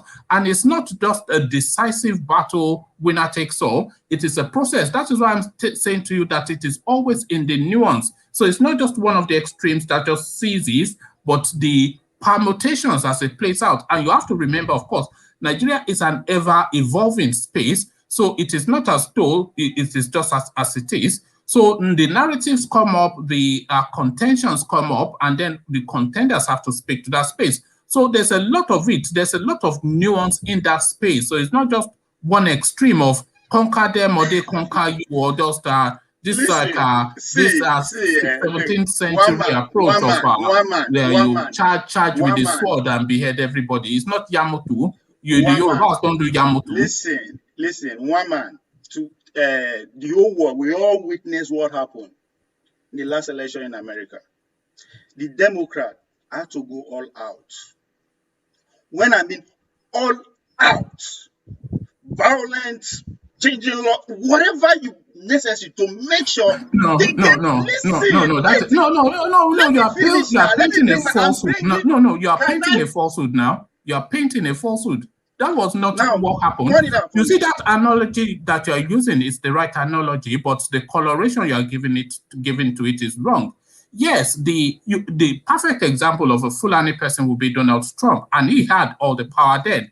And the perfect example of Southern would be the Democrats. I am not even talking about the Republicans now. Listen, I'm talking about the Republicans. The Democrats used stealth and guile because he had all the power, Donald Trump, so he had that brutishness of the Fulanis, but the stealth and guile. So that is exactly allow me make my point. You understand where I'm going. Point of correction. I point out Democrats for a reason because that is, in a way, that is how you paint the Yorubas and the Southerners, how we approach things. Right? You easily can compare them with the Democrat. But I'm just telling you, the Democrat went all out. All out.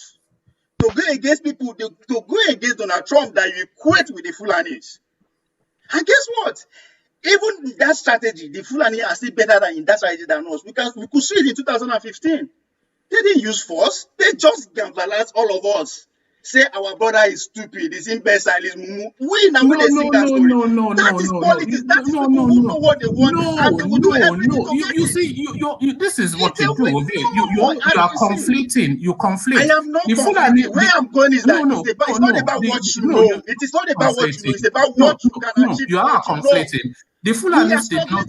We are struggling to wrestle power from these people who we call them tiny, Let me tell you what happened in 2015. And we are struggling to get power from them. You've painted a false narrative there, Ovie, and I cannot allow that false narrative.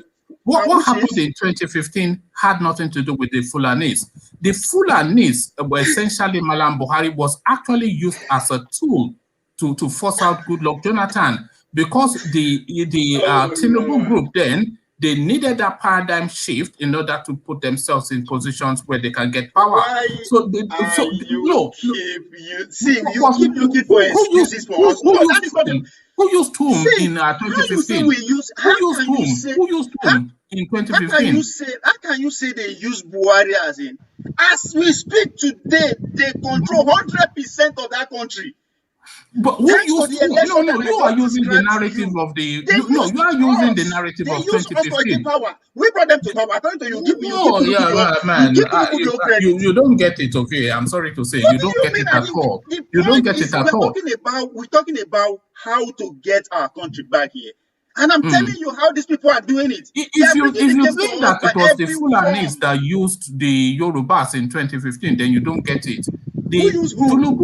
Tinubu essentially used Buhari to force Goodluck. Well, if you like, okay, you go first, then I'll come after you. We are saying the same thing. No, we're not saying the same thing because we are giving it a different inflection. The inflection that I am giving it is that Tinubu used Buhari to force Goodluck Jonathan out of power because he knows that there's no route to him to the presidency if Goodluck Jonathan continued in situation, because he's not going to cross to the PDP and is only going to be in charge of a satellite party that is just a hold on, that is narrow to a specific space. So one man, excuse me. Come in, and then I'll start to round off. Let's go by narrative now. Come 2023, if Tinubu don't become the president, that means you are the one that got it all wrong. Will you agree with that? No, I didn't get it wrong. Tinubu got it wrong. But then let's hear from CN. Let's hear from CN. CN, go on. Okay, Woman, thank you very much. I think I enjoyed this conversation between you and Ovio. For another time, because I've supported him in the one time in the past. Again, I'm agreeing with him with his assertion this morning. I think he has some pretty good understanding of the situation, especially when it comes to the Fulani. And one man, I think you need to listen to him. He has something to say. His narrative might not. What do you agree with?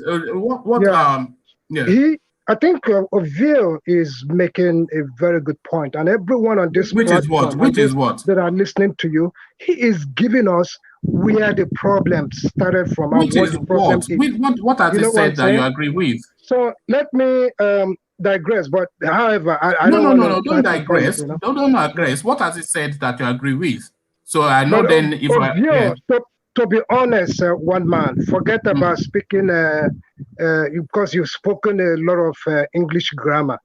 I like Ovio because he simplifies it. He uses a very simple language, but you will just take it Which is to what? another Which is level what? by Which is speaking what? grammar. What has this? And you get this guy. Am I speaking grammar now? I said, what has he said that you agree with? What has he said that you agree with? That is not grammar. What has he said that you agree with? He said, if you do not have a plan, then allow those who have plan to conquer you. And you get what I'm saying? Because we do not have plan. As a matter of fact, do you agree that we don't have a plan? Yes. We don't. We are now just beginning to have plan.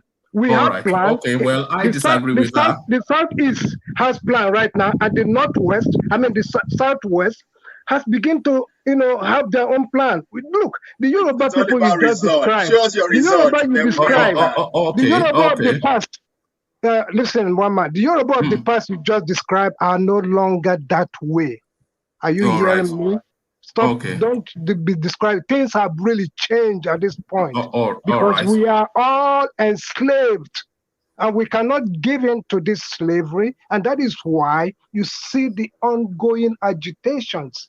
If this agitation has started long and we have a definite plan, probably it will not get to this point. It's a different paradigm that we're in now, but the paradigm. I said it is anyway. Let me not labor that because I want to. It is a shame that in the age of information, the Southerners control 100% of Nigeria airwave, but still they are still using it against us. They are using it to insult us, cause our people, cause everything. And we own it. We own it. They control it. And we say we are smart, we are educated, we went to Harvard, we're all right. Well, I don't agree with any of that, but give it really, to him, respect him. He knows what they know what they want. You can give it to him. You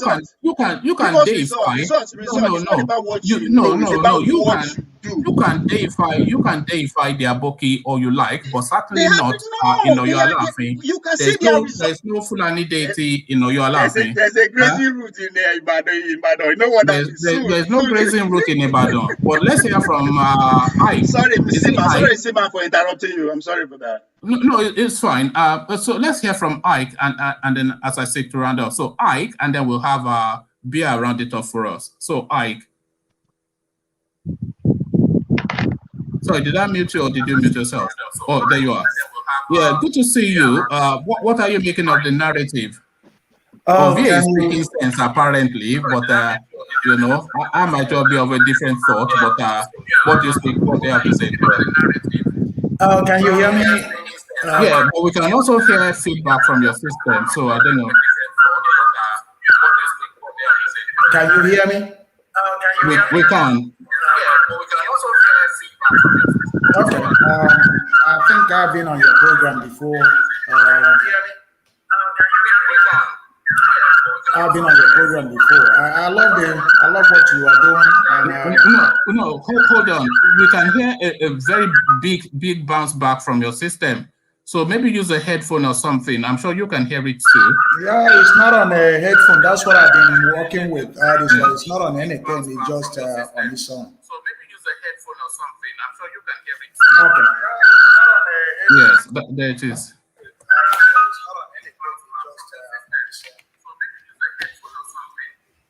Yeah, can you hear me? Yes, carry on. Okay. What I'm saying is that I've been in your program before,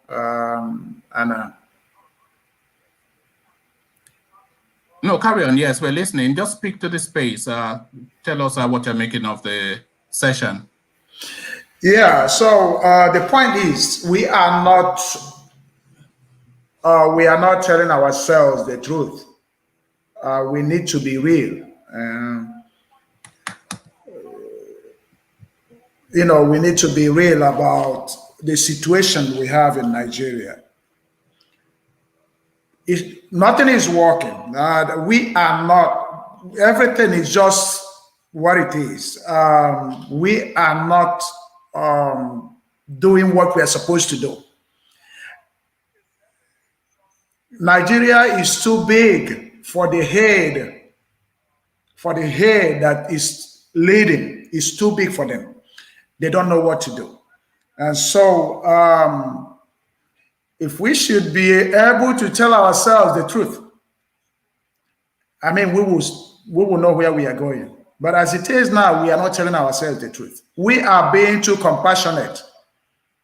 The Fulanis are not thinking the way you are thinking. Their own the views they have about Nigeria is different from what you have. Because of whatever said. What is their view and what do you think mine is?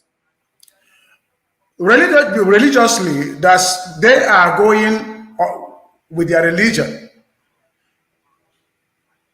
And then they want to bring other Fulanis to use Nigeria as their home. And so whatever you are saying, they are not understanding you. And we shouldn't forget that they are not, when it comes to development, they don't know much about that. And in as much as they are like that, whatever you are doing, you say, just to interrupt you, what you're saying that they don't understand about development, this is essentially where the key worry is. Because of course, even in this short period of Buhari's regime, they have already regressed a lot of the gains that we had under Goodluck Jonathan and Obasanjo. So they've set the country back. And if we look to their space, I was saying earlier that Obafemi Awolowo was trying to introduce education to them way back in the 60s and 70s, but they flatly refused education. So what they do as their system is to keep their people docile and devoid of learning so that they can then use that illiteracy to control the masses. And this is what we are seeing now with the way Malam Buhari is regressing the Nigerian state, just at an alarming rate. It set us back, what, 20, 30 years already? Ike? Well, we can twist it in any way. We can twist it in any way, but it is what it is. These people, what they believe strongly is on their religion. When you check, I am in the United States. Over here, you are in the United States. I live in Texas. It's hardly you see a Fulani man in the United States. Why would they be there when they are too busy living off the back of the Niger No, because I learned that when you keep moving. Go on. No, don't put it that way. When you travel, mix up with people, you will learn more. Yeah. That's learning. Learning is not only in the classroom, but these people choose to go Saudi Arabia, Dubai, the Muslim countries, and that's all they will know. You understand what I'm saying? So, in as much as we are not on the same page, Nigeria can never survive. It doesn't matter how we twist it. It doesn't matter how we do it. It's not going to work. Simply, what is going on now, they need to sit down and do whatever referendum that they can do. If majority carries the vote that they will stay, well, they can forge ahead. But if majority carries that it's not going to be, my brother, there is nothing we can do to whatever, what will I say? If anything get broken that cannot be fixed, you can fix it. The only one you can fix is the one that can be fixed. Let me guess. The Biafra, yeah, is the solution. Huh? Yes. Yes. Of course. Okay. It took me longer than it should to know that was where you were going. But then, all right. Thank you, Ike. Just for reasons of time, so we'll let Bia have the final word, and then we reconvene again for 10:35 this afternoon. So anybody that's not gotten the chance to speak or had full expression yet, then please join us for 10:35 this evening. And let me draw your attention to the podcast as well, which is pinned to the top of the comment section. So yeah, Bia, take it away for us, and so that we reconvene for later in the evening. So Bia. Hi, one man, and hello everyone else. Hi. Hi. I believe that Nigeria as a country has never been one, even after the amalgamation. They've never actually worked as in unity. You know, there's always been this theory of divisions. Upon based on ideologies, identities, backgrounds, religion, and the rest of it. So the North is very much divided from the South, and the gap is further widening because of their agenda. Everyone in this political game in Nigeria is like a game. They all have their agendas, but they don't. I don't see the politicians, both the North and the South, having the belief system of building the country Nigeria. They are all in it for their selfish interest. First of all, a northerner will be a northerner, and then will not even be a Nigerian, and then a southerner will be an individual of Igbo or Yoruba into their own pocket and not even think about the Yoruba land or Igbo land. So even then, that seems like the North are together more than the South.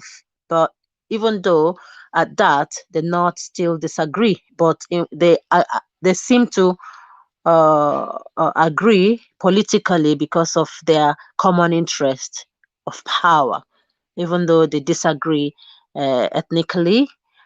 Um, I don't think Nigeria is going to work. It's been a failed state for a very long time, a country where there is no basic human rights for its citizens, whether with the north or the south, no good roads, no I electricity. always invite you to leave us on a cheerful note now, but you always end up depressing us. Can you not I'm not say depressing you guys. I'm talking reality, my dear. Look at Ovi. I believe in what Ovi said.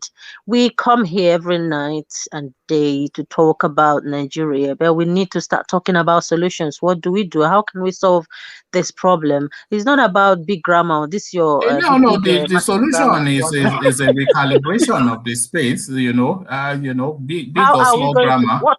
what apparatus do we have for the recalibrations? How? Do we have the Well, mindset? We are not ready, my dear. We can say of course everything we of like. course It's we're about ready. grammar. Are you not watching the landscape to see how ready the people are? It's a landfill, my dear. A lot of dumps and refuse.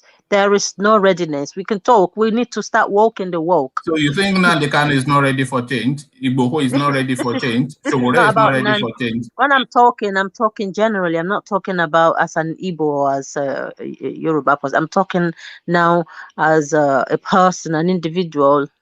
Airing my view that I believe we are so divided, so much divided that we don't even know it. We are so much individualistic. Me, my pocket. Me. Even between us and our family members, we even dislike each other, not to talk of Hausa and the Igbo and then the Yoruba. We don't agree. And then how is it going to work? So we need a solution. We need to devise solutions to start, bringing things forward. The people who put in power don't You give a see, damn about us. a lot of the solutions is still going to come out of discussions, which is what we have here regularly. And a lot of the solutions is not essentially about dividing the country into sub-ethnicities. A lot of the solutions might well be from recalibrating the country in a way that functions, strengthening institutions to prevent a lot of these things that we are seeing, and we are aligning the country to have something like a balance and equity. So that is really where the solution is, and it's all in discussions and language. I disagree. We need to We agree with need, Bia. One thing we first. need, We don't Which like is if we what? want, ourselves. We don't like ourselves. We No, don't don't like say ourselves. we. Don't say we, because we like ourselves, is what I am saying to you. Can I give you a classical example? Sorry, Yes. Bia. Sorry, Bia. Going back to 2020, going back to 2020, 2015 again. 15, yeah. Right? Yes, we all believe that Jonathan failed. He didn't do well. Right? So the whole country agreed together, we disagree with our own brother, say the guy na foolish man. Voted him out to Fulani man. Let me finish. Come forward to today. Did you watch the video that is circulating now when Buhari visited Borno State? Did you see the crowd that came out? We all agree Buhari failed past good luck safe. But they sit now, their man be that. You understand? Now, this is our opportunity to produce a president. What are you reading into that? What are you reading into that? I'm supporting what Bia said that we don't like. No. You're referencing the Borno clips. What are you reading into the clips? They say my man no dey throw away in Peking. When you send your man go that level, it's no easy. There's so many answers. Yes. Regardless of listen. Yeah, this is where I'm going with that. You understand? The whole country, I can say, the North don't fail us now, thanks to Buhari. And it's our turn to produce president effortlessly. But guess what? The whole South is in chaos. They kill ourselves anyhow. Oh, where is that happening? This one said that Yoruba man. This one na Igbo turn. This one na Benin man turn. No. Hold on, okay, because you are building on too many falsehoods in what you're saying. Firstly, the Borno clips that you're referencing, you have to look at it in its totality and not just on surface level. In its totality, a lot of those people are bought and paid. You remember, sometimes they used to force civil servants onto the streets, give them a day off. And a lot of those people hold on. Let me counter you now. It's a lot like all these pro-Buhari rallies that we see all the time. And then when they get hold of these people, they'll tell them they gave them 2,000 naira or something. So this is what you're seeing playing out in Borno. That in addition to the fact that he's one of theirs. So you cannot read it out of its totality and look at it on the surface level, because of course it is never on the surface level within the Nigerian space. Are you saying that the Southerners are killing each other? I'm not aware that the Southerners are killing each other. There's a big prize in play, which is the presidency in 2023, and people are jostling for position. So it's politics that is taking place. So put things in context. You disagree with me by saying that video should be viewed in totality. Then you end up by saying that politics is at play. So to the southern points that you made that we're killing each other in the south. Again, those people were bought and paid. Good. 2004, is it 18 or 19 election? APC primary election. Buhari was the only person that contested that primary election. They give him 14 million votes. We no counter round. They agreed. Guess what? General election, what do they know? Now to just find 1 million journal and 15 million, they don't win. Now you they see crowd, you say they are bought and paid. Waiting with they all use our own money they do. Would they use that arm ourselves to they kill ourselves? We don't know people that die in southwest everywhere. Now Fulani people they die. I mean, don't be our brother they die. People die everywhere now. People know they die for the north. Who they kill them for the north? Let me bring it to another perspective for you. Going by your topic you are discussing, we need to move forward though, guys. These things you're saying now, pointing fingers. We need to move forward now. We have a country that's born now. Let's be around it for us because we can. Okay, finish that. Okay, now. Hold on, Bia. Finish your point. Finish that point, and then Via rounds it up for us. Because of course, we need to round off. It's usually meant to be 1 hour this afternoon session. So finish your point out here. Let her finish. Okay. Let me finish and then we can round off for us, please. Okay. Like now, what I want to say is we need to come together now. You know, there is this discrepancy that has been there for a very long time. We know that the foundation that the house of Nigeria is built upon is shaky and rotten. So now I want you guys to, just close your eyes. Imagine the country you would want for your children, both born and unborn.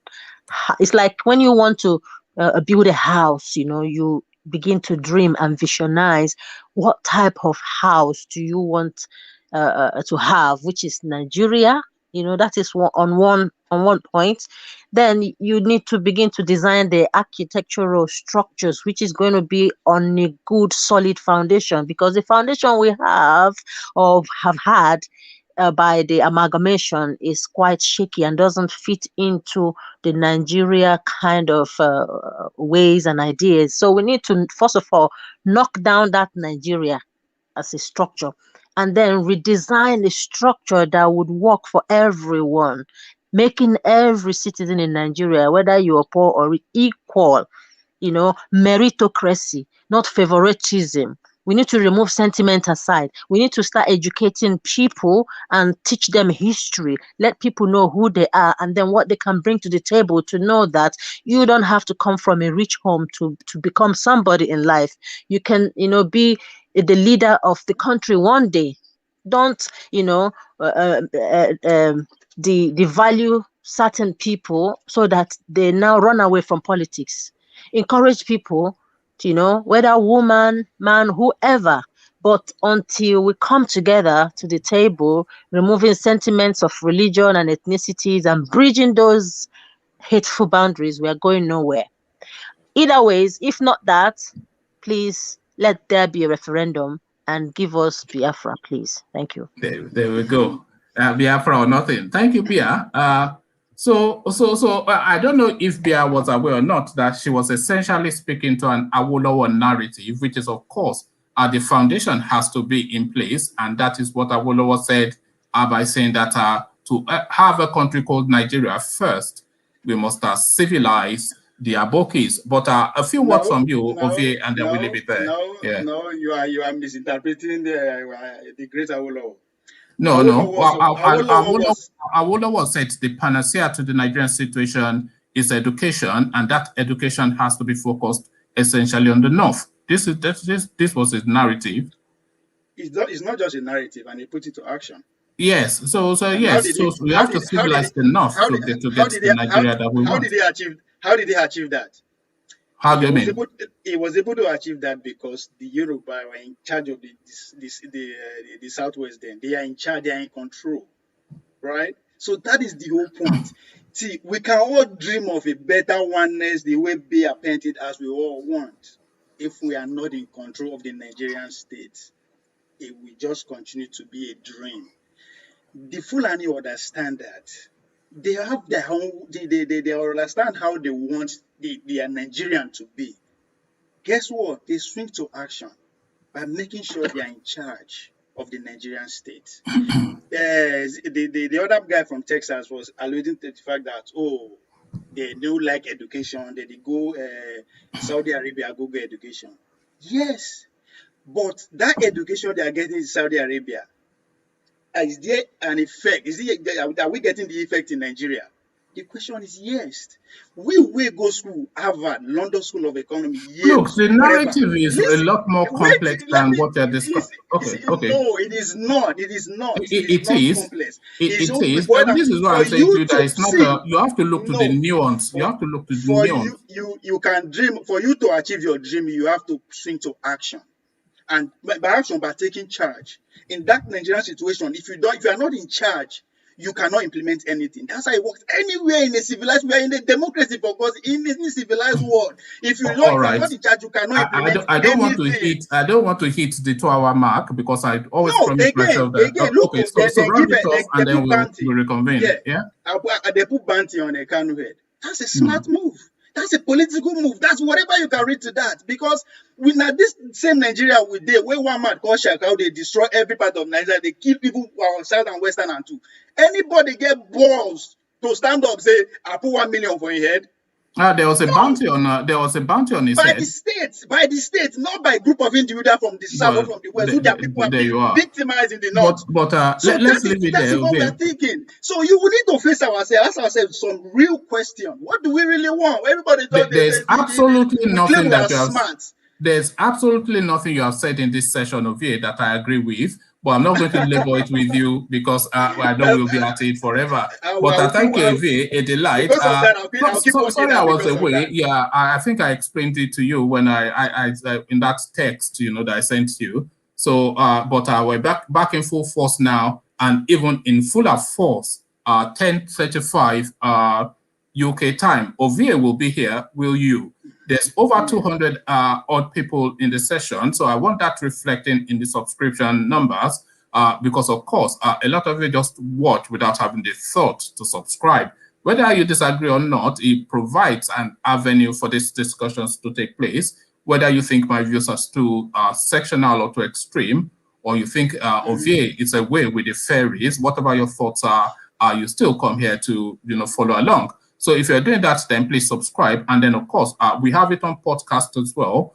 So that is at the top of the comment section. So if you just want to listen in the background whilst you are going about whatever it is, you can do that as well. But what you should do, though, is to reconvene with us here for 10:35 UK time tonight, where the argument will get even more robust.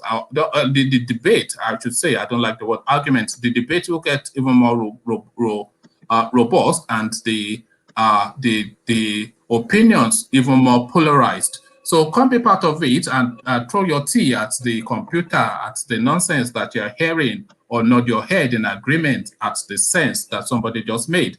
All of that takes place 10:35. We will be here, so should you. So conversations though for this session carries on in the comment section. So I'll leave you here. So we, I should say, me and Ovie, will leave you here. Carry the conversation on with you in the comment section, but here I say peace.